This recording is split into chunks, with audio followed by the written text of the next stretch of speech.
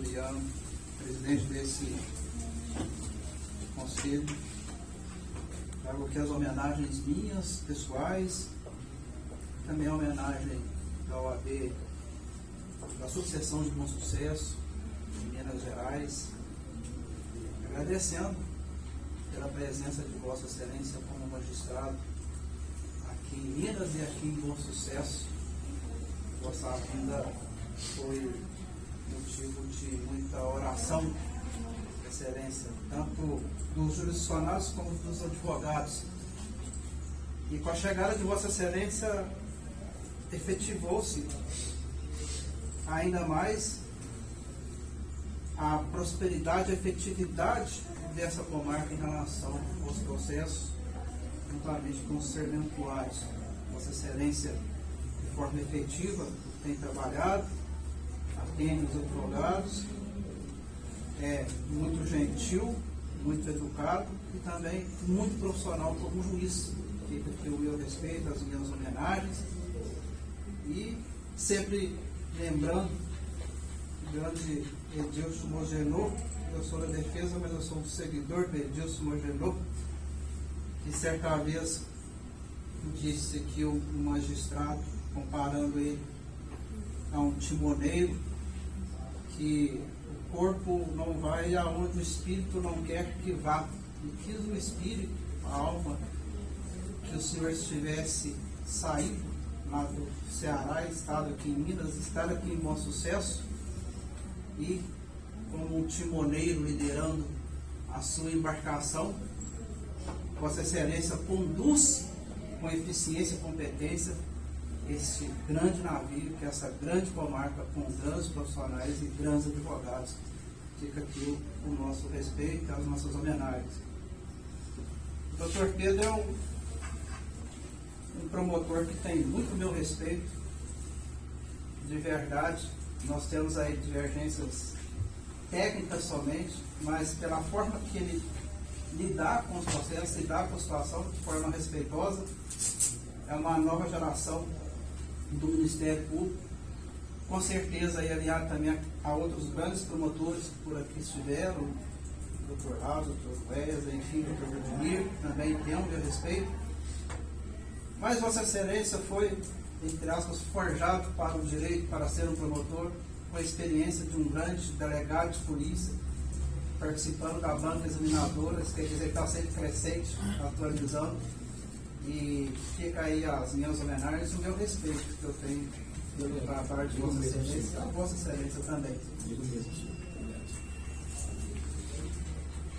Vou dar um salto aqui aos senhores jurados. Hoje, os juízes que irão decidir o futuro daquele rapaz. Vossas Excelências receberam a intimação, saíram de casa, vieram cedo aqui para o tribunal para fazer parte da justiça, para ser a justiça, porque o veredito de Vossas Excelências é que vai definir o futuro, os anos para frente. E considerando e baseado nos autos, Vossas Excelências hoje como hospedeiros do conhecimento por intuição, porque não são juízes togados, mas têm a vivência. E cada um veio aqui motivado com essa visão de justiça.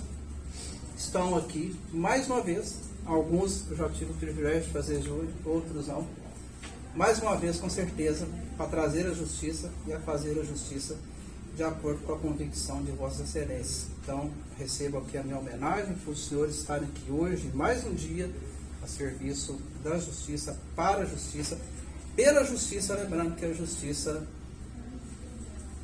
não é só para condenar, a justiça também é para absolver. Fica as minhas homenagens. O meu nome é Alexandre Boucato, para quem não me conhece. Atuo lá em Santo Antônio do Amparo e aqui. Trabalhei um tempo com direito societário, multinacional, empresas. Era o meu foco, mais no sangue, das costas jogadas nas costas com a Bíblia na mão, quando minha mãe dizia que eu certamente seria um padre, e hoje ela veio e disse: não, você nasceu para o tribunal do júri. tinha que estar aqui. E ficou para lá a minha especialização em Bolsa de Valores, mercado internacional, mercado de café, e estamos hoje aqui fazendo o que a gente gosta, que está no coração. Então receba as nossas homenagens. Os meus colegas, amigos, que mais uma vez me dão a honra de participar da Banca da Defesa.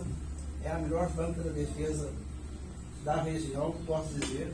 Grandes colegas, todos inteligentes, todos aqui para acompanhar, para trabalhar, estudar os processos, assim como nós fizemos antes. Amigos e companheiros que, sem nenhum outro motivo, mas sim para que haja justiça, que tenha justiça, aqui contemplam essa banca da defesa. A nossa equipe, uma grande equipe, um great team da defesa, é o que eu tenho para dizer dos senhores. Os serventuários da casa, em nome da Jennifer, oficial da Pilar, do Betei. Quero levar aqui também o João Paulo, que está sempre aqui, recebe as nossas homenagens. O pessoal da cantina, que faz o nosso café, os estagiários, que estão sempre recebendo os advogados, né, Roberval? E dizer que essa comarca se alinhou perfeitamente a outros juízes e a forma que o doutor Ian comanda, e que ele está muito bem servido, além de ser um timoneiro, ele tem também bons liderados, e essa comarca tem sucesso porque tem servidores, conforme Vossas Excelências, que estão dia a dia trabalhando para que haja justiça, que tenha justiça e que seja feita a justiça. Receba as nossas homenagens. Receba as nossas homenagens também à Polícia Militar, para a gloriosa Força de Tiradentes. Nós estamos na defesa, mas a Polícia Militar tem sempre o meu respeito pessoal, como aquela que patrocina a segurança das nossas famílias, dos nossos filhos, dos nossos entes, e quaisquer palavras, evidentemente, que são puramente técnicas, de forma alguma, nada ofensivo ao trabalho que os senhores fazem na comunidade, em qualquer lugar que seja. Muito obrigado ao meu cliente. Eu agradeço a confiança nos nossos trabalhos. Nós estamos aqui por uma causa, e quando foi apresentada a sua causa, nós assumimos exatamente acreditando na sua palavra, exatamente acreditando na justiça, exatamente acreditando na inocência do Senhor. Por isso nós estamos aqui. Muito bem. Os senhores ouviram o doutor promotor de justiça, e agora a gente pede que os senhores fechem um dos ouvidos e abram o outro para a defesa. Os áudios são os mesmos, é como uma lupa, mas a visão é diferente da distância, daquilo que a defesa fala para aquilo que o Ministério Público fala. E a defesa vai começar um pouquinho no sentido inverso, para que Vossas Excelências possam entender melhor. Nós vamos começar de trás para frente. Porque para condenar uma pessoa, tem que ter materialidade, que um fato existiu. E aí de cara eu já pergunto, que fato? Bala? Tiro? Projéteis? Quantos projéteis? Quem lança a dúvida não sou eu, é a médica. Autoria: eu tenho, por força legal, que contemplar a autodefesa do meu cliente. Se o meu cliente está negando os fatos, eu tenho que contemplar a autodefesa, acreditando nele, de que ele não estava lá e não participou. São pontos cruciais que nós vamos chegar no final, mas para que Vossas Excelências possam entender o porquê. Para concatenar esses fatos, é preciso começar de lá. Quando passarmos pelos quesitos, e tem um quesito, que é um quesito genérico, que fala que pergunta se os jurados absolvem um réu. É uma motivação pessoal dos senhores. A lei diz, a lei, que só pode condenar uma pessoa se tiver prova robusta. E quando a gente fala de prova robusta, tem que ter fidelidade profissional e tem que ter a certeza de que alguém fez ou quis fazer alguma coisa. Por isso a denúncia fala animus necandi. Será que tem o animus necandi? A vontade? O desejo? Será que as provas estão no sentido de que ele realmente estava lá, concatenando aquilo que está no processo? O artigo 155 do Código de Processo Penal diz: o juiz formará sua convicção pela livre apreciação da prova produzida em contraditório judicial, não podendo fundamentar a sua decisão exclusivamente nos elementos informativos colhidos na investigação. Não sabemos por que motivos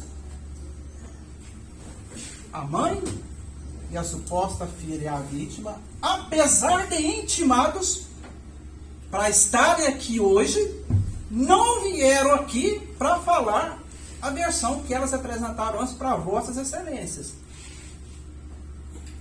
Claro que estivemos da polícia ir lá buscar elas. Poderia, falar assim, não, eu quero ouvir, vai buscar. Mas elas não vieram aqui no crivo do contraditório, perante vossa excelência, que são os juízes da causa, passar a versão delas para os senhores. E isso tem um motivo. Porque a versão que elas apresentaram lá para a polícia militar, por Leandro, e depois a polícia civil, não é a versão verdadeira dos fatos. E como não é a versão verdadeira, não podemos condenar esse rapaz a 14 anos pela metade tentativa e 6 anos, se há dúvidas. E o que a lei diz? A gente sempre faz questão de colocar a lei. O artigo 386 diz: o juiz absolverá o réu, mencionando a causa na parte expositiva, desde que reconheça. 7. Não existir prova suficiente para condenação. Será que tem prova suficiente para condenação? Realmente dizendo que esse rapaz tentou tirar a vida de Mário? De que tinha arma? De que existia arma? Essa arma existiu? Os projéteis existiram? E os laudos? E com tanta dúvida no processo, com tantas questões em aberto para serem dirimidas, nós vamos cair na Constituição Federal. E é o motivo porque os senhores estão aqui, diferente do meritíssimo juiz Tolgado. Diz o artigo 5º da Constituição Federal, no inciso 38, que os senhores são, em outras palavras, aqueles que devem julgar os seus pares, que estão na mesma altura, no mesmo nivelamento, de acordo com a concepção dos senhores, já no artigo 472, do compromisso que vossas excelências fizeram. E o júri, o tribunal do júri, está na Constituição Federal, no artigo 5º, que está dentro dos direitos e garantias fundamentais. Esse artigo 5º não pode ser modificado nem por emenda. E por que dizer isso? Porque se há dúvidas, direitos e garantias constitucionais, se aquele rapaz fez ou não alguma coisa, na dúvida, absolve-se o réu. Ninguém na dúvida aplica um castigo ao seu próprio filho, a um empregado por subordinação, seja lá quem fosse, se há dúvida na cabeça, se há dúvida paira. E quem está na própria dúvida nesse processo são os profissionais que têm que lidar com o processo, dentro do rito do processo. Dentro do rito do processo, diz o artigo 158, que toda vez que há um crime dessa forma, ou um suposto crime, deve ser feita a perícia. Deve ter prova técnica. E o que a prova técnica nos mostrou até agora? Que existia arma? Que houve os tiros? É isso que a prova técnica mostrou?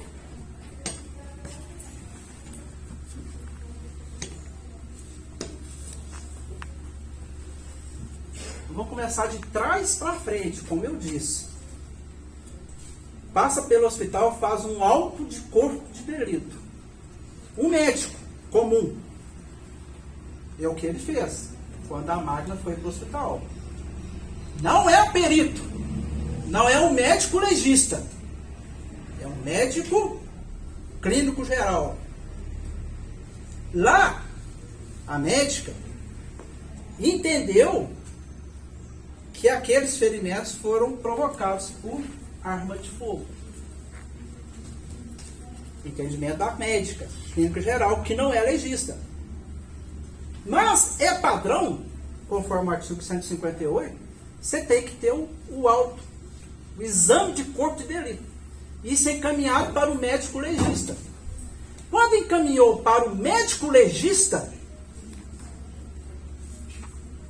que é a doutora Aline Carvalho, de nada, está no processo aqui, pode trazer aqui.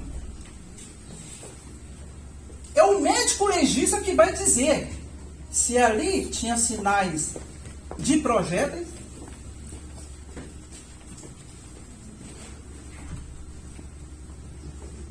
esse aqui.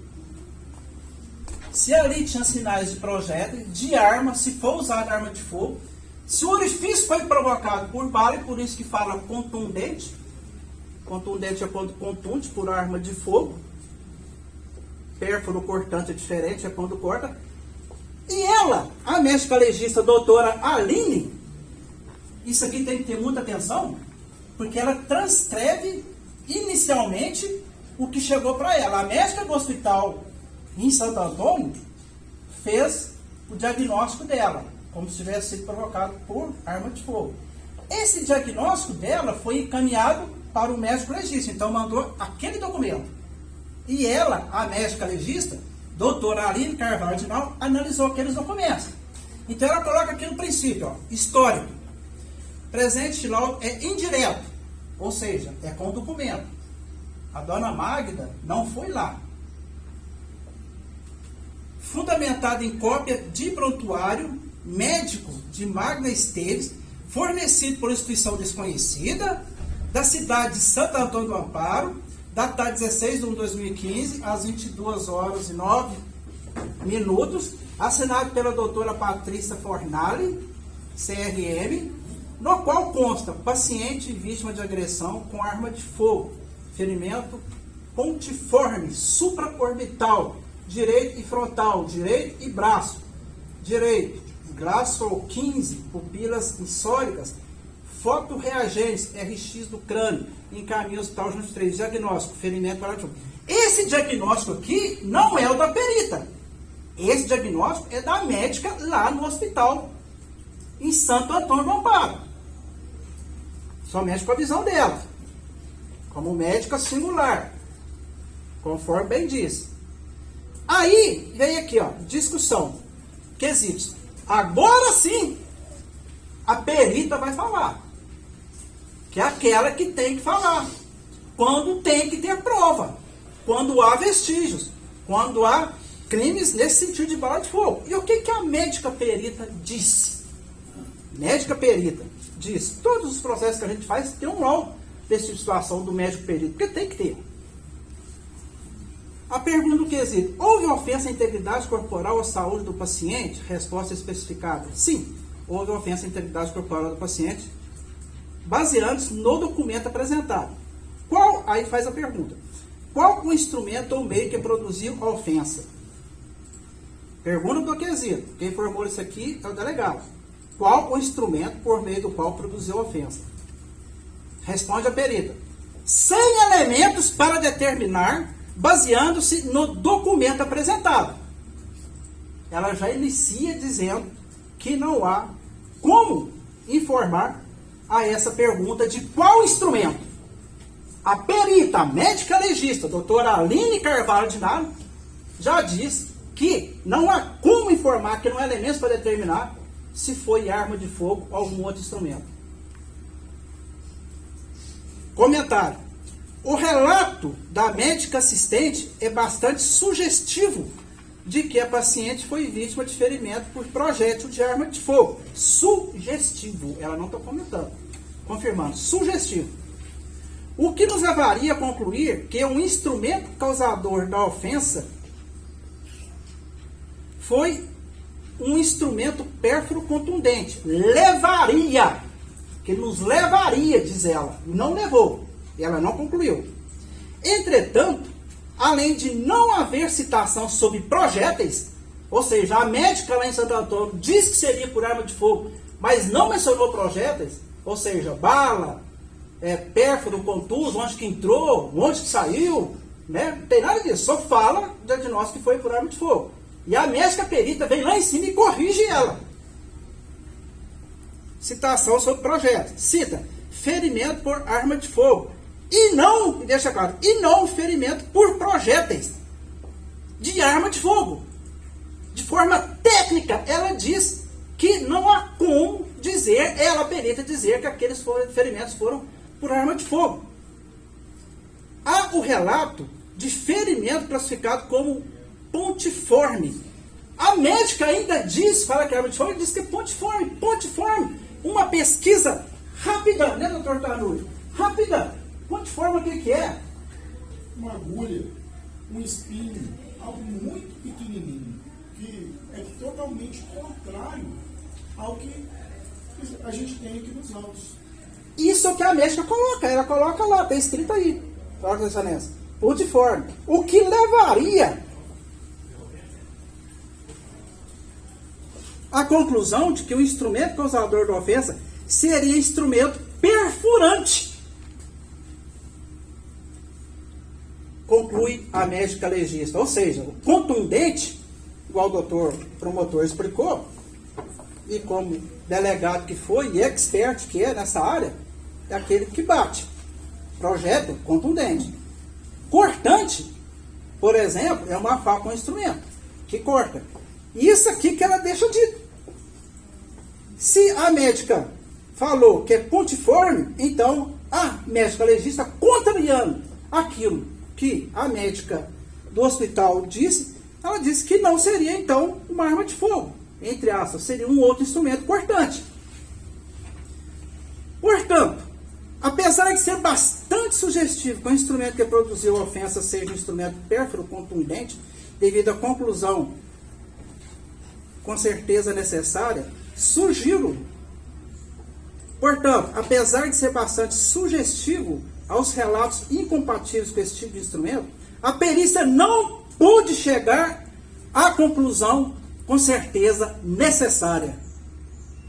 A perícia não pôde chegar à conclusão com a certeza necessária. A perícia não pôde chegar à conclusão com a certeza necessária.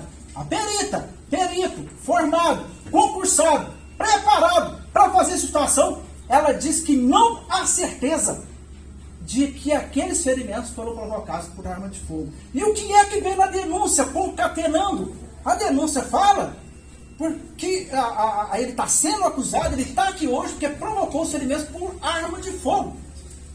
E é o que está na denúncia. Ora, se a perícia está dizendo que não há como provar que foi arma de fogo, essa parte na denúncia da Tovênia, ela já cai por terra. Aquilo que consta na denúncia, os documentos que os senhores leram aqui, de que ele atirou, a perita, a médica perita, não está confirmando.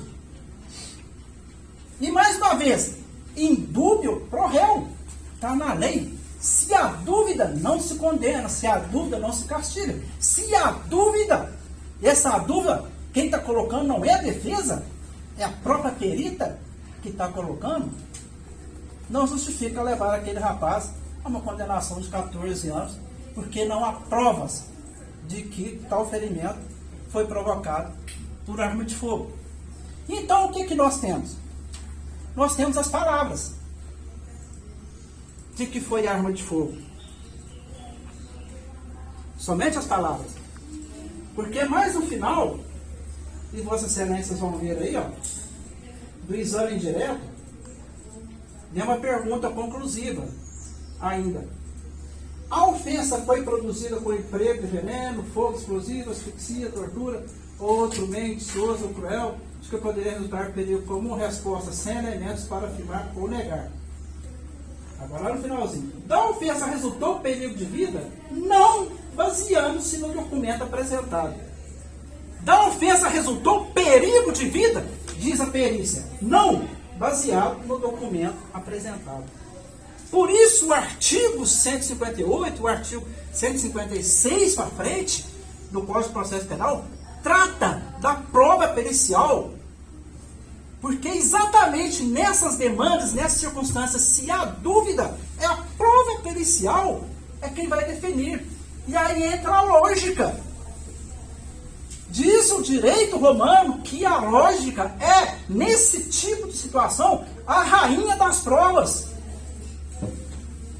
Como diz o pretor, disse na época, nem tanto o mar e nem tanto a areia. Os remos devem ser usados para que haja o equilíbrio da embarcação. E às vezes, como diz o filósofo americano Ralph Emerson, o patinador vai onde ele quer. Mas às vezes ele tem que ir onde os patins o querem levar. E a denúncia da forma que está aqui, está como patins que leva numa direção. Como se ele tivesse usado de uma arma para tentar tirar a vida de Magda. Mas a hora que você endireita o patins e toma o rumo e se estrutura, você vê, mas que arma? Que projétil? E a prova pericial? E aí nós temos uma palavra de uma mãe que, claro, quer proteger o seu filho. Que, claro, quer proteger a sua filha. Mas até onde para proteger o seu filho, ela cria uma situação. E será? Pega para mim do indiciamento, aqui da página 32.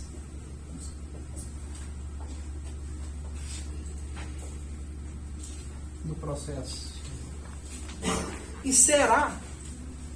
E por que será que a gente tem que dar 100% do crédito somente à palavra da mãe e da filha? Não há nenhuma outra prova. O doutor promotor leu aqui dos trabalhos, onde eles foram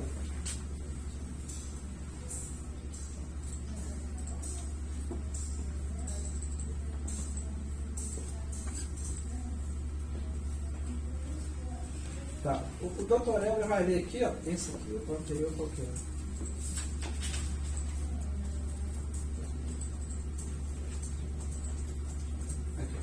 Esse aqui e o último da esse barato. Presta atenção, doutor Helder vai ler todos os áudios aqui. Em pesquisa ao sistema Prodenge, foi verificado que a vítima, Lúcia Rufino Esteves, possui registros policiais de número 1194-276 e a vítima Magda Esteves não possui nenhum registro policial. O indivíduo Lucas Antônio Andrade, vulgo Pato, não possui registros policiais pelo fato de seus delitos terem sido ocorridos quando mesmo era menor de idade. Não distante do mencionado, foi apurado por essa inspetoria de investigadores, através de entrevistas a populares, que a arma utilizada no crime por Lucas, vulgo Pato, era uma garrucha, calibre 22, de cor prata, de 2 canos, e que tal arma foi emprestada por Marcos Antônio Soares, que estava no bar do Vlad. Muito bem. 2 pontos aqui. A senhora Lúcia, não sei o que está dizendo, foi o investigador, o Leandro, que tem muito meu respeito também, excelente investigador, mas ele diz aqui, em pesquisa ao sistema Prodenge foi verificado que a vítima Lúcia Rufino Esteves possui registro policial. O investigador, o Leandro, disse nos trabalhos que ele fez. Aqui, em pesquisa, o sistema Prudente foi verificado que a vítima Lúcia Rufino Esteves possui registros policiais. Será que é por isso que ela não veio aqui hoje? Por temer ouvir isso aqui? Que registros policiais são? Então, são registros policiais. Mas isso quer dizer que o que ela está falando da arma, que atirou, que foi surpresa, que brigou, é verdade? Ora, questão lógica. Se por um lado você diz, mas ele era, o meu cliente era traficante, isso quer dizer que realmente ele está vendendo droga comigo. Ora, se a mãe possui registro policial, obviamente que nem tudo que ela está falando é verdade. Se ela possui registro policial, por que ela não veio aqui? Ela ficou com medo de perguntar qual o registro policial? De ser indagada pelo que ela responde? Pelo que ela respondeu? Ou pelo que ela está respondendo naquela época? Ou seja, não há 100% de veracidade naquilo que ela fala. É a palavra de uma mãe com registro policial, uma filha que em tese foi proteger a mãe, em desfavor de um rapaz que nega que estava lá.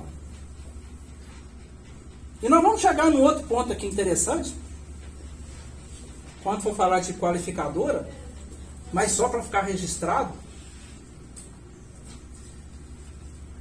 A Lúcia fala que ele chegou e já foi atirando a mãe. E eu vou mostrar o áudio para vocês aqui, vocês verem a filha falando ao contrário, que ele atirou de trás do poste. Mais uma vez, a dúvida implantada no processo. E mais uma vez, havendo dúvida, não se castiga, não se pune e não se condena. E na parte final aqui, é um investigador que eu tenho muito apreço, mas vamos de novo colocar a lógica. Cadê o vídeo? Não, o vídeo não. Marca o vídeo, vai na parte final que você viu aqui. Da arma. Pense comigo. Como diz o Ciro Gomes, pense bem. Pense bem. Raciocina comigo. Um investigador de polícia. Ele vai até populares, conversa com populares, chega à conclusão, não estando mencionado, foi apurado por essa inspetoria de investigadores através de entrevista com populares, que a arma utilizada pelo crime, Lucas, o culpado, era uma garrucha calibre 22 de cor prata de 2 canos e que tal arma foi emprestada por Marcos Antônio Soares, que estava no bar do Vladiola. Cadê essa arma? Pelo amor de Deus, se existe essa arma, se identificou a arma, calibre, cor da arma, que era garrucha, por que essa arma não está nos autos? Por que ela não está presente aqui? Por que ela não foi demonstrada aqui? Por que o policial então pegou aquela arma para assumir da arma aqui, que ela faz parte do processo? Por que, pelo amor de Deus? Isso é prova. Isso é porque essa arma não existe com o devido respeito que eu tenho por Leandro. Senão ele teria arrecadado essa arma e trazido para cá. E se essa arma foi fornecida por Marcos Antônio Soares, por que ele não está no processo? Por que ele não foi ouvido na delegacia de polícia civil? Por que ele não foi chamado aqui hoje para esclarecer por que ele passou uma arma para ele? Por quê? Porque a arma não existe. Então como é que nós vamos considerar? Vai dizer assim, mas a perita falou que não, mas ele tinha arma. Mas cadê a arma? Não, foi o Marcos que entregou para ele. Mas cadê o Marcos? E cadê a arma? E cadê a garrucha? Onde é que está o artigo do Marcos aqui? Cadê o filme dele falando? Cadê o depoimento dele falando que entregou essa arma? Tem essa prova? Não tem. Com devido respeito que eu tenho. Na época, para os dois Leandros, o delegado e o investigador, todos os dois também respeito. Mas desse jeito não.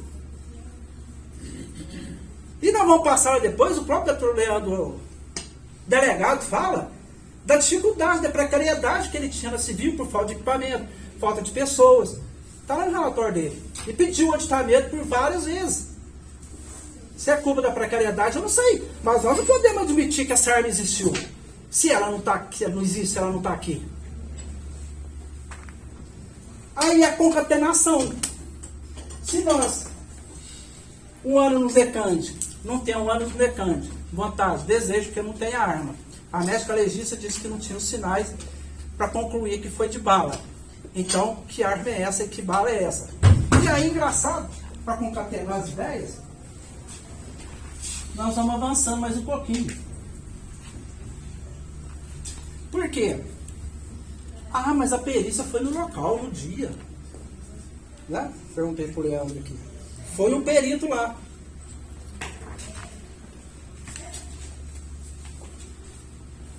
E aí a parte da perícia, se você pegar nos autos aí,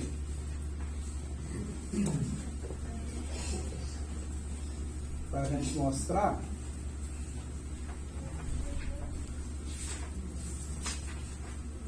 folhas 49. Ó, folhas 49. Data do exame, 17 de janeiro de 2015, meia-noite e 55. Isso quer dizer, não foi no mesmo dia porque foi depois da meia-noite, mas foi na sequência. Na sequência dos fatos. O perito deslocou e foi até lá. Até o local. Quem que é o responsável? Foi o senhor Anselmo. E o curioso disso aqui tudo é que o perito dando lá, você pode ler para mim assim, do local aqui, por favor? Esse parágrafo todinho. Tratava-se de um local aberto, via pública, localizado no endereço supramencionado. Os exames foram realizados no período noturno, sob iluminação. A via em questão possuía pavimentação asfáltica com largura de cerca de 7 metros e duplo sentido de fluxo de veículos. No momento dos exames, por volta de meia-noite e 50, do dia 17 de janeiro de 2015, foi observado que havia um culto religioso numa igreja evangélica, bem próximo aos fatos, em frente aos vestígios, onde o perito observar que havia um portão metálico trancado, de 2 jambas, o qual dava acesso a um cômodo que parecia ser um bar. Durante os exames, a atenção esteve voltada aos locais imediatos aos vestígios observados. Só nesse ponto aqui, vejamos bem. O cara, amigo Helder, tem aqui as fotos do local também. Do culto que o perito teve lá. Tá aqui, ó. O culto e o bar. Bem aqui, ó. Ele ainda assinala. E os tais fatos teriam sido aqui. Nesse local, que nas folhas 51. Local onde estava ocorrendo o culto. E nós estamos aqui.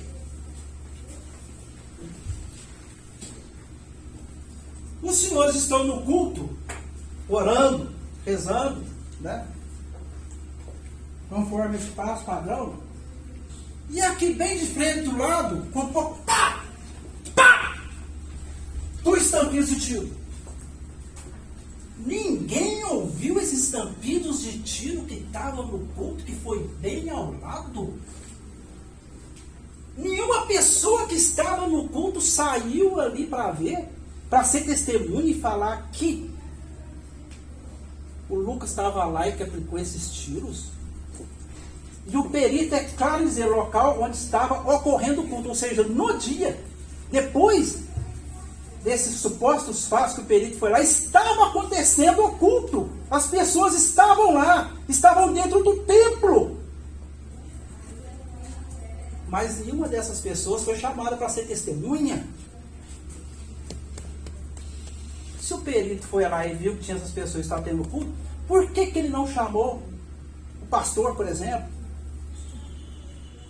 para ser testemunha? Ninguém viu. E estava de frente ao bar, que está na foto aqui, não tinha ninguém no bar. Por que isolou somente a Lúcia e a Magda como testemunhas. A Lúcia e a Magda, elas têm um interesse. Que o doutor promotor falou mais cedo.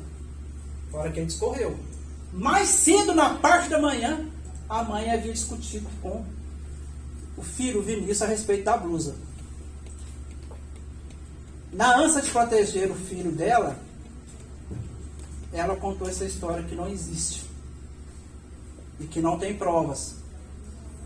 Essa é a motivação para ela ter feito isso. Para ela ter dito. E por isso não tem mais nenhuma outra testemunha. E aí continua, não vou repetir porque o doutor já falou. A hora que a perícia, que o pessoal foi lá fazer o trabalho, não localizou câmera. Nada! Nada identificando que eles estavam lá. Que o Lucas estava lá. Nem uma câmera. E é engraçado, porque são os próprios autos. Os próprios autos e a própria perícia, a perícia de novo, que nos leva a concluir que a absolvição é o melhor caminho. Veja bem, continuando aqui, na própria perícia aqui, ó, folha 50. O presente lá é citado por 5 anéis de fotografias devidamente legendadas, Anselmo de Oliveira, que foi o perito. Ele mostra o local, fotografia mostrando gotejamento de sangue no local dos fatos. Gotejamento de sangue. Fotografia mostrando gotejamento de sangue no local dos fatos, seta. Fotografia mostrando gotejamento de sangue no local dos fatos, círculos. Fotografia mostrando gotejamento de sangue dos fatos, círculo. E aí, ele fala aqui, ó. Durante os exames foi coletado os seguintes materiais.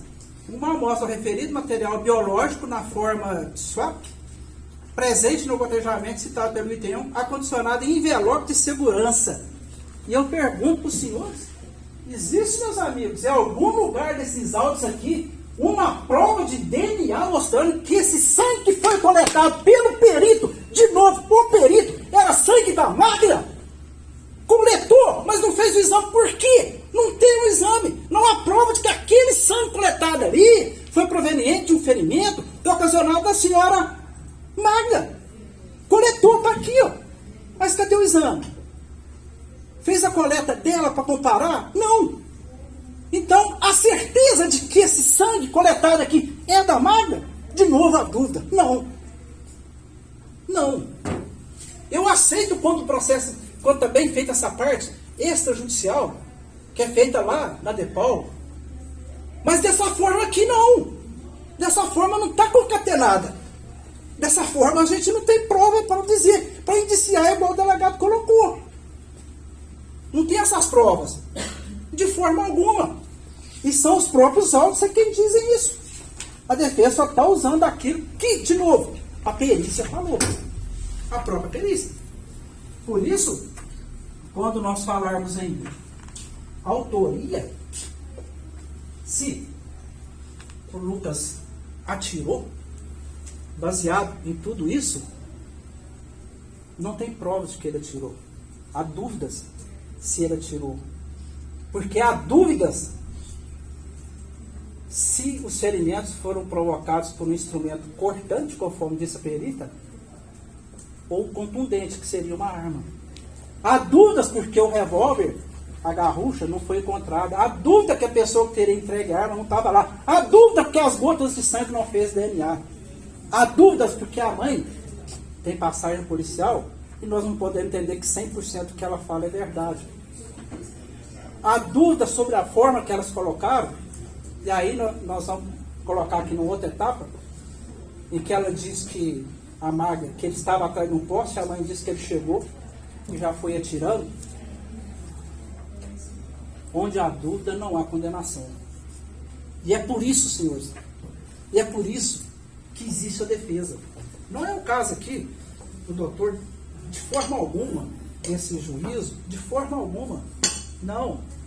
Mas há casos, exatamente no Brasil, e os senhores estão acompanhando isso na televisão rotineiramente, seja no Fantástico, Jornal Nacional, todas as linhas, há certos lugares do Brasil, que não aqui, repito, isso jamais nunca aconteceu aqui, no tempo que eu trabalho, mas há casos em que a falta de perícia condena as pessoas e tem gente que fica preso 10, 12 anos porque não fez perícia. Vocês estão vendo essa televisão. E é por isso que existe a defesa. E é por isso que tem um advogado de defesa. É por isso que a Constituição garante a ele que se faça a defesa. E a Constituição e a defesa garantida pela Constituição não é só as pessoas que nunca fizeram nada, igual o doutor mencionou, de tráfico, não sei o que lá. A defesa é para todo ser humano. Ela não exclui um ser humano. E esses fatos aqui não é sobre tráfico, outra coisa para trás. É dessa questão desses tiros. Que não há prova de que ele estava lá e de que ele atirou. Balística. Engraçado, é uma coisa muito óbvia. Isso foi há 10 anos, 2015, mais de 10 anos. Mas se tinha um gotejamento ali, onde é que estão os projéteis? Não, o doutor entende melhor que eu. Você deu um tiro, sai a cápsula, o projeto, né? Fica no chão ali. Onde que estava? Se foi de imediato? Coletor? Estava lá? Não! O perito não coletou, não existe a cápsula, não existe o projeto. Então que arma? Que fogo? Que projeto? Que garrucha? Isso tudo nos leva à absolvição desse rapaz. Esse é o caminho de justiça e da justiça e pela justiça. Então nós não temos aqui a vontade e o desejo, não tem a autoria presente, que é necessário, de que foi ele. Enfim, a gente não tem elementos para levar a um edito condenatório por tentativa de homicídio. E aí agora nós vamos passar para outros 2 pontos, que é de qualificador. Ora,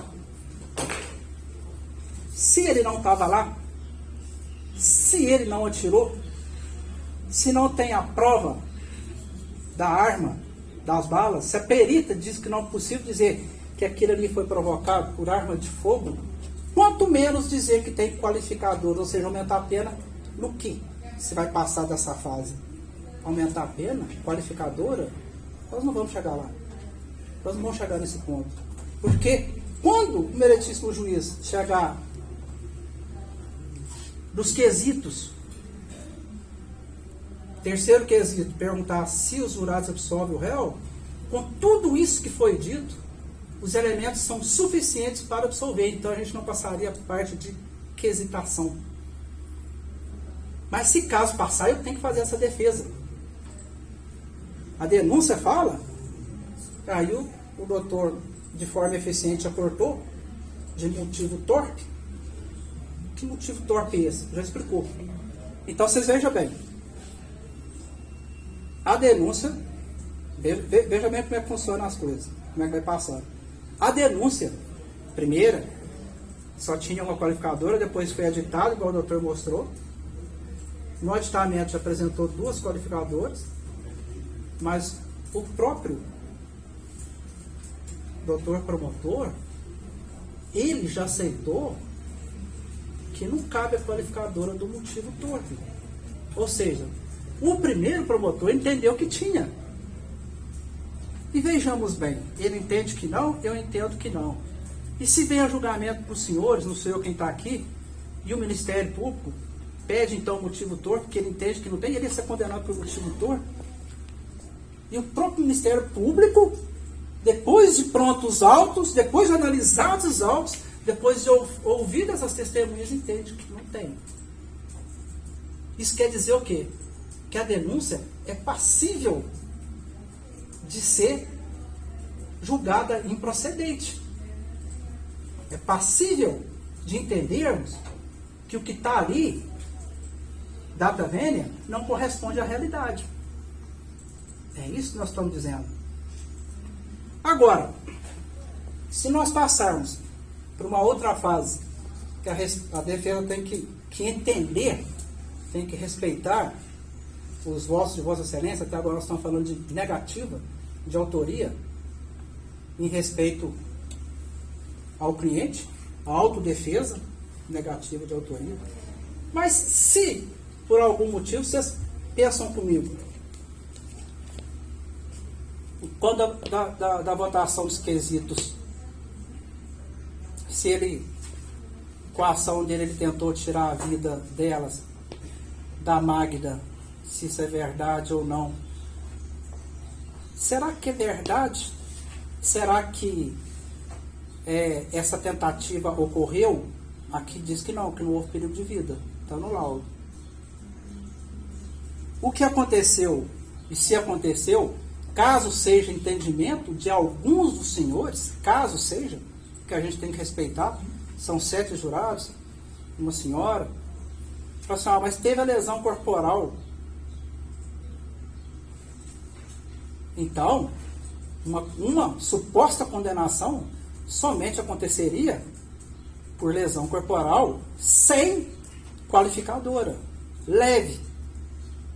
Por quê? Lesão corporal. E aí eu vou de novo nos autos, nos testemunhos.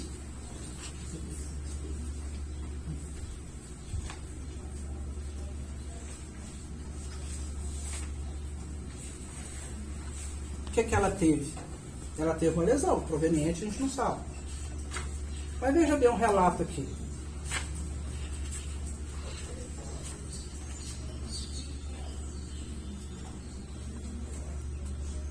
Da senhora Magda, que o doutor leu para vocês, mas a gente tem que repassar isso aqui.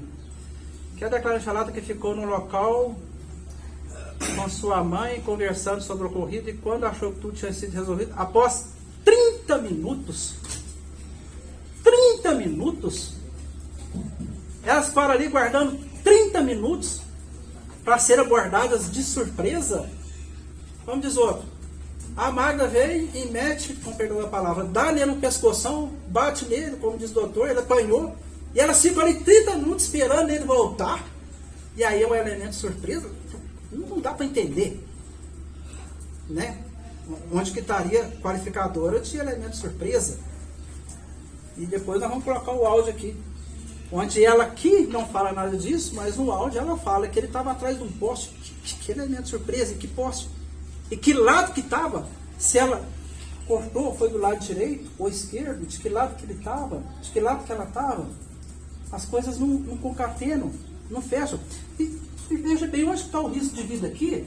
Nas palavras dela, aqui nas folhas 26, ó, ele já chegou perto de mim e efetuou 2 disparos com a arma de fogo em minha cabeça, mas como acertou de raspão, ainda consegui ficar consciente e vi que ele saiu andando friamente em direção ao bar do Vlad. Se o caboclo chega aqui com a arma pro outro, sai de surpresa, na cabeça, ela está falando, foi na cabeça, aponta a arma aqui, dá 2 disparos, ou 3, então você fala que é 2 e 3, e não tirou a vida? Pelo amor de Deus.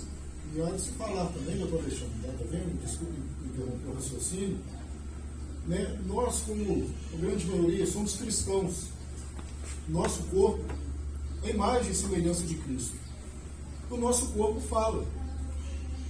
Se houvesse esse disparo, conforme ela narra, encostado com uma arma de fogo na cabeça dela, certamente aconteceria uma queima, e não como a própria perita e a médica narrou ali no exame de corpo de delito.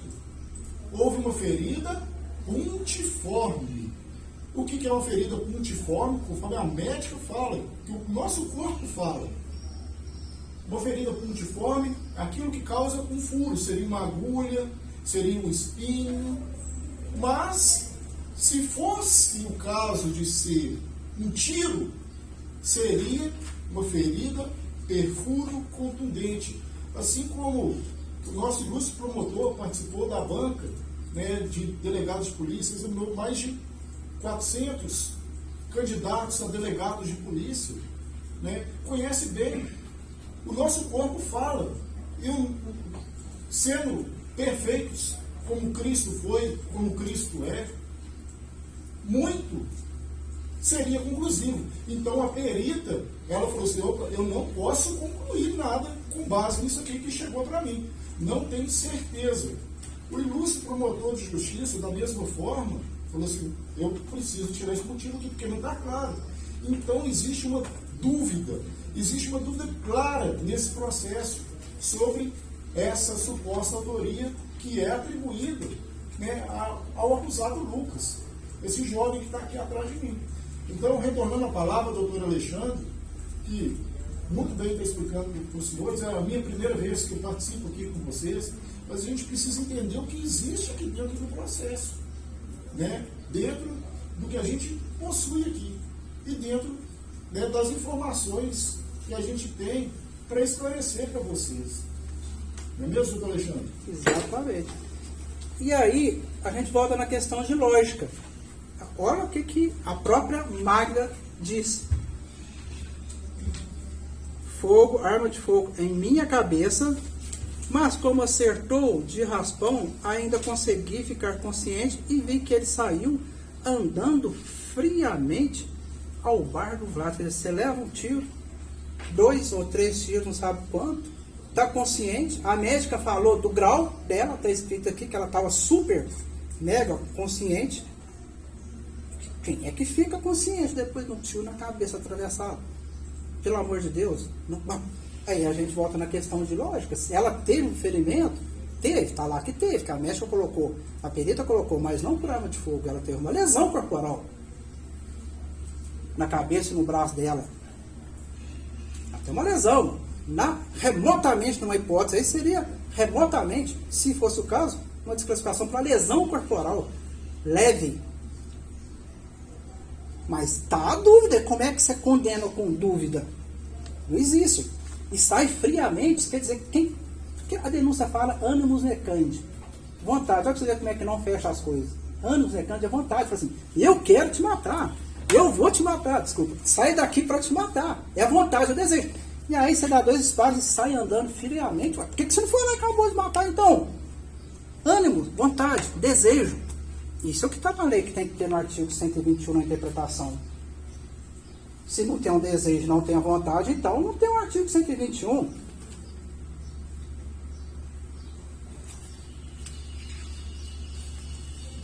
É interessante também, né, o processo, como é que ele é.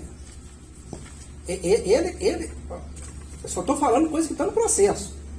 Nem estou aqui usando daquilo que a gente poderia usar, que é a plenitude da defesa, falando que está no processo que está na lei. Veja bem, a Magda fala aqui, ó, efetuou 2 disparos.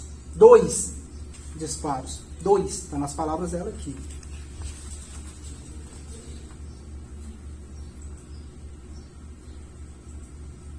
Do policial que teve lá, a hora que teve o histórico boletim de ocorrência, ó, 2 disparos. Fala de 2 disparos que elas falaram para ele. Aí a Lúcia Rufino, que é a mãe, que é essa aqui que tem passagem pela polícia,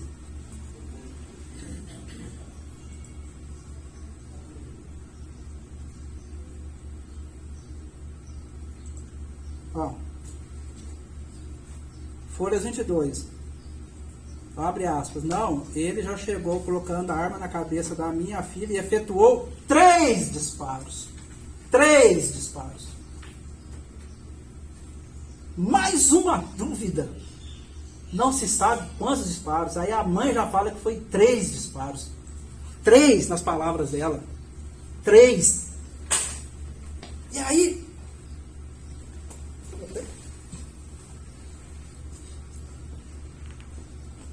Estou falando de disparo aqui, né, dona? 3. Então, um fala 2, o outro fala 3, e uma garrucha tem quantos disparos? 2 disparos. Gente, não concatena as ideias, não fecha, não se aplica a lógica. O processo todo, até a fase de investigação. E o que o policial falou aqui, que o doutor falou para os senhores, do Henrique, onde ele fala que, aí já fala 2 disparos, mas nem o Henrique e nem o Leandro estavam presentes lá, não. Eles passaram aqui, transcreveram, se o doutor promotor leu para vocês, o que elas falaram para eles. Eles não estavam ali, não presenciaram nada. Nada. É a palavra dos policiais daquilo que foi transcrito. Sem prova, sem imagem, sem mídia, sem outras testemunhas que não fosse o pai, a mãe e a filha. E na época, aqui nas folhas 92, fiquei dá a impressão que o meu cliente foi transformado aqui num verme da noite para o dia, né? Um mau caráter, foi transformado num monstro que atacou as mulheres, tentou tirar a vida delas. Será que é esse sujeito mesmo perigoso? Porque na decisão aqui em 2016, das folhas 92, quando o delegado representou pela prisão dele, e o Ministério Público na época fez um pedido da prisão dele por esse motivo, o doutor Felipe tomou uma decisão aqui, diante do que apurado até o momento, em que é oportuna medida extrema, eis que não se verifica a necessidade de construção para garantir a ordem pública ou econômica, para a conveniência da instrução criminal ou para assegurar a aplicação da lei penal. Fiz que não existe indício de que, em liberdade, a instrução criminal restaria prejudicada. Repito, não há qualquer notícia que indique a possibilidade das testemunhas sofrer algum tipo de influência ou constrangimento. No mais, os fatos ocorreram em 16 de 2015, pelo apurado até o momento, não foi possível vislumbrar uma gravidade acentuada do delito, não existindo informações ou indícios contundentes acerca de eventual abalo sofrido pela população local que poderia atender contra a ordem pública exposto e defiro o pedido de prisão preventiva de Lucas Antônio Andrade formulado pela adulta autoridade policial. É esse o cara que não presta? Que não vale nada? Em 2015, que está aí na rua até hoje, que passa perto delas todo dia, que mora próximo na mesma rua, passa perto dos filhos, e elas não vieram aqui reclamar. Hoje, não vieram. E só lembrando também, que nessa época, o meu cliente, veja bem, ele está sendo acusado de um crime, ele tinha acabado de completar 20 anos de idade. 20. Artigo 65 da lei. Estou aqui dizendo que ele fez ou não fez alguma coisa, estou dizendo 20 anos. É a menoridade relativa. Tá? Entra a menoridade, passando para maioridade. O que a lei fala da pessoa nessa idade? A lei fala sobre isso. Então, já com 20 anos, menos de 21, ele já tinha essa acusação nas costas dele. Então, por isso, a defesa, vou passar para a doutora Sabrina aqui. Tem quanto tempo?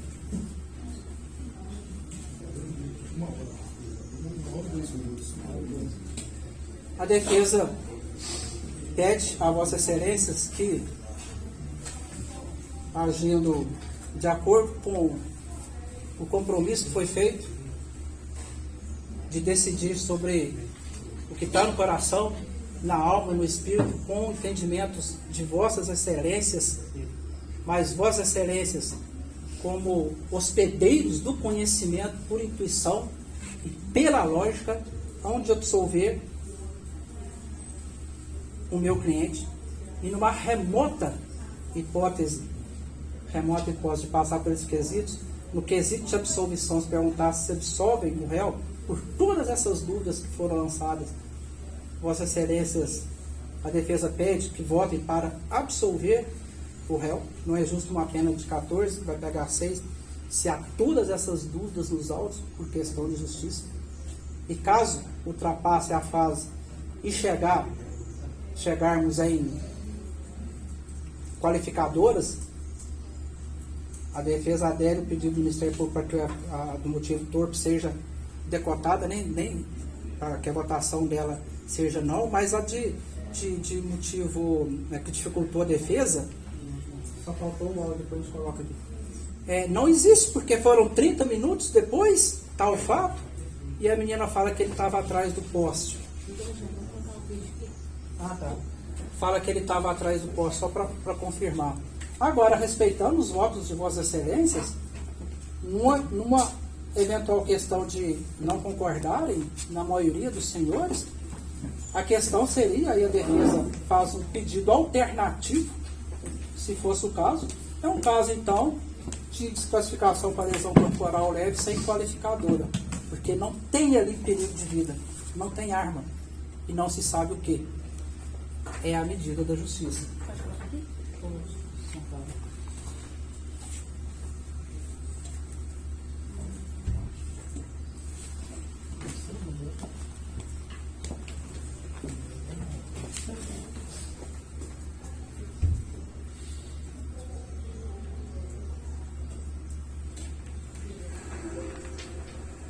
Quero ver a mãe.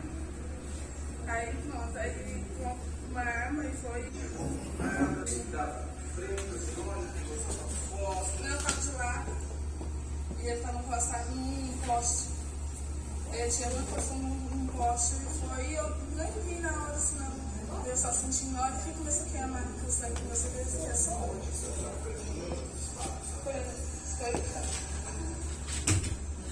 Foi no braço e no olho. As marcas que tem no olho, vocês estão uma marca aqui.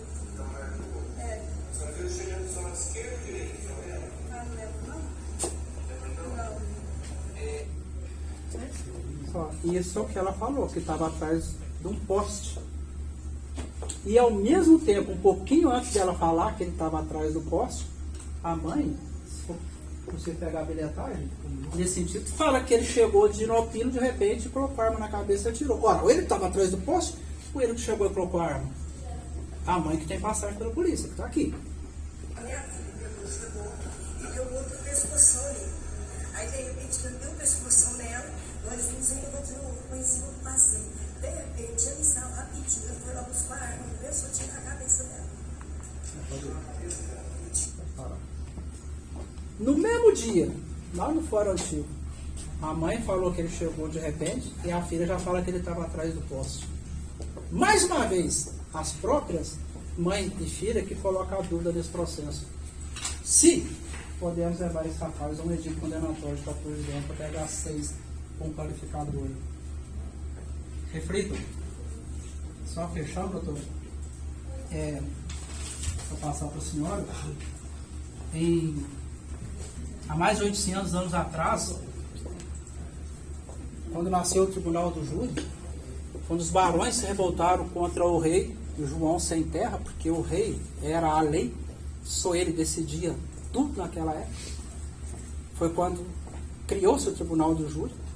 E nessa época 12 eram os jurados, porque 12 eram os apóstolos. Imaginava-se, tinha a crença de que são os ungidos, os iluminados, que iriam decidir o futuro das pessoas, e não mais o rei. Claro que hoje não são 12, o júri nosso é diferente, são 7 jurados. Bota-se 4, o doutor vai explicar. Mas já entendia naquela época de que os jurados, assim como Vossas Excelências, hoje representam uma ponte da cintilação divina criado pelo universo. Vossas Excelências vieram aqui por uma condução do universo para fazer justiça aqui hoje, absolvendo esse rapaz. Esse é o motivo de Vossas Excelências estarem aqui hoje, para fazer a justiça, sendo feita a justiça. E uma passagem daquela época que não se esquece, que foi dito na carta, no final, isso por causa do rei, eles diziam que o vento e a chuva podem adentrar a choupana do paupérrimo vassalo, mas o rei da Inglaterra não pode adentrar a choupana sem sua permissão. Por isso, reflitam as palavras da defesa. Eu agradeço a atenção. Primeiramente, bom dia a todos. Eu queria ressaltar uma questão com Vossas Excelências. Para que possamos fazer justiça, é necessário nos colocarmos como se fôssemos o réu. Imagine vocês sentados ali. Não foi encontrado a arma, mas foi encontrado. As únicas testemunhas são a mãe e a filha.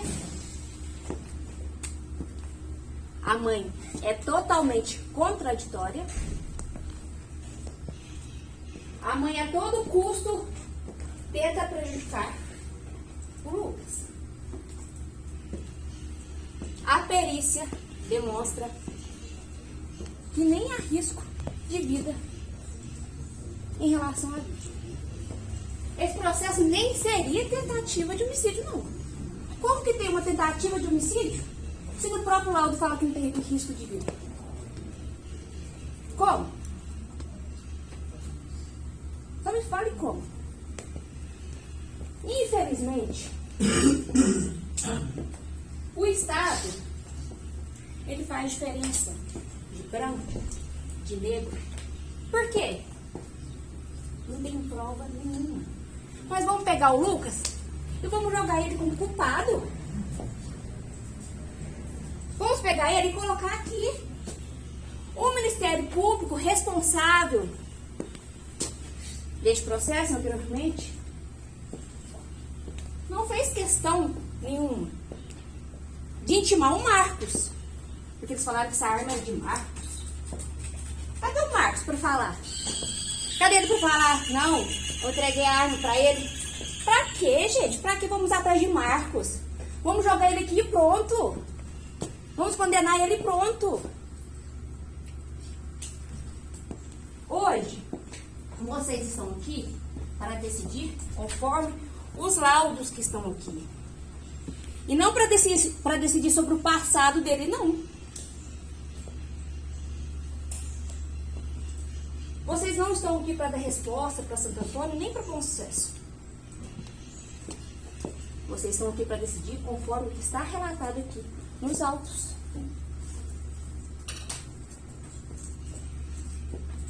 Como bem informado pelo Dr. Alexandre, no local tinham várias outras pessoas. Mas para que a gente vai correr atrás? Para saber quem cometeu mesmo? Para quê? É mais fácil colocar ele. Então imagina vocês sentados aqui. Não achou arma. Não encontraram arma. As únicas testemunhas não vieram aqui. Porque vir aqui é mais complicado, né? Pra falar a verdade. Se eu mentira, não vieram aqui. Estão tentando prejudicar desde o início. Desde o início, senhor Lucas. Pensa bem. Se ele fosse perigoso, igual eles falaram, que ele é condenado por tráfico, essa mulher dele lá, eu queria saber por que você estava com a blusa do meu filho, vai de blusa. Se tem uma pessoa perigosa nem eu vou chegar perto dela, não. Eu vou lá, aqui, você tá com a blusa do meu filho, ele tá com sua blusa.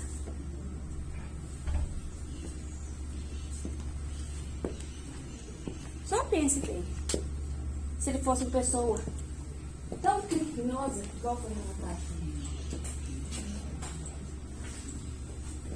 Em nenhum momento eu oferecia risco, não. Tanto que o próprio doutor Felipe, o juiz antigo aqui da comarca, decretou para ele ficar em liberdade para responder o processo. Então imagine então o filho de vocês, o tio, com essas situações que foram tragas pelo doutor Alexandre. O promotor, na época, não fez questão de trazer esse Marcos. Não fizeram questão de buscar outras testemunhas. Os laudos são a prova cabal de que nem risco de vida teve. Nem risco de vida. O doutor Elvio, empresta o laudo para não ter uma risco de vida.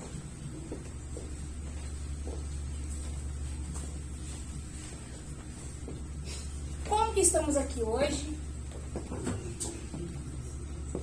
Julgando o processo de tentativa, se o próprio laudo informa. Da ofensa, resultou perigo de vida? Não. Baseado no documento apresentado. O que é mais forte? Vamos colocar então, de um lado,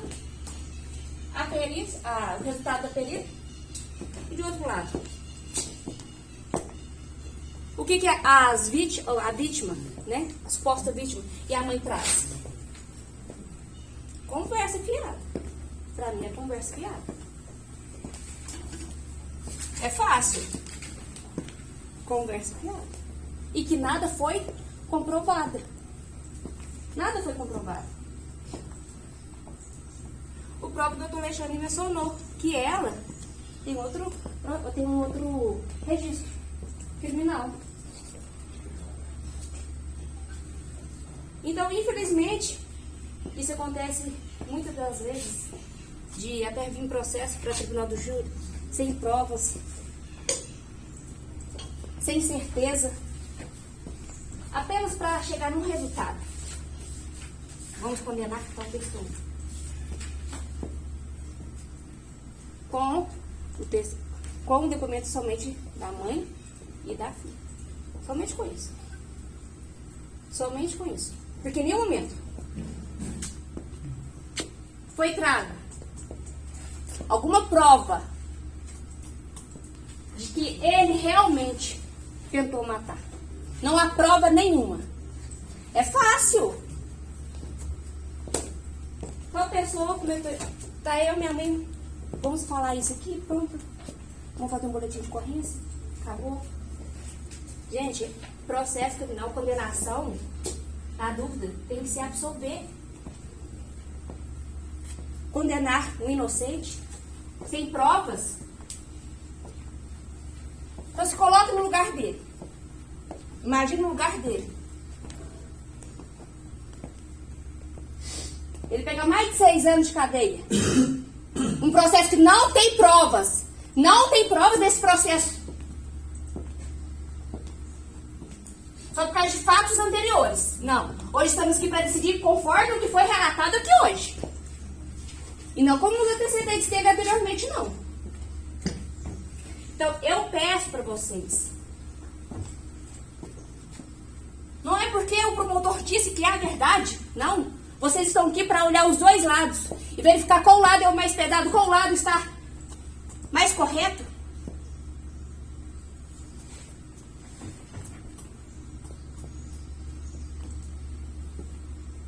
E aqui, quem deveria trazer as provas é o Ministério Público da época. E que não fez. Que infelizmente não fez. Porque eu fico muito indignada e até triste quando a gente pega um processo desse e vê que não há provas. É mais triste ainda você ter que defender uma pessoa que é inocente.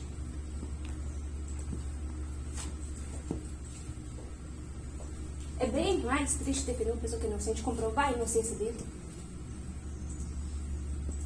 E infelizmente, como relatado, isso acontece, tá? A maioria das vezes. Sabemos a diferença do processo quando há uma pessoa negra, infelizmente, quando há um branco, há um periférico, há uma pessoa pobre. Infelizmente. Então, como o doutor Alexandre mencionou, na dúvida, absolve o réu. E eu tenho certeza absoluta que no fundo do coração de vocês, naquele fundo, vocês têm dúvida. Porque não ficou comprovado. Não dei nenhuma testemunha aqui falar, eu vi ele. Não tem nenhuma testemunha que veio aqui falar que viu o senhor Lucas. Infelizmente jogaram aqui, vai ser ele. Primeiramente, o que o promotor chegou falando? Vamos falar do antecedente dele. Ah, ele é perigoso. Não, o processo de tráfico já foi analisado em outra questão. Lá o juiz analisou na época, pronto. Aqui vocês estão para analisar da pouco que foi ressaltado aqui. E seria impossível, uma coisa que é uma lógica. A tentativa de homicídio, se o próprio laudo diz que não há risco de vida. Se não há risco de vida, como foi uma tentativa?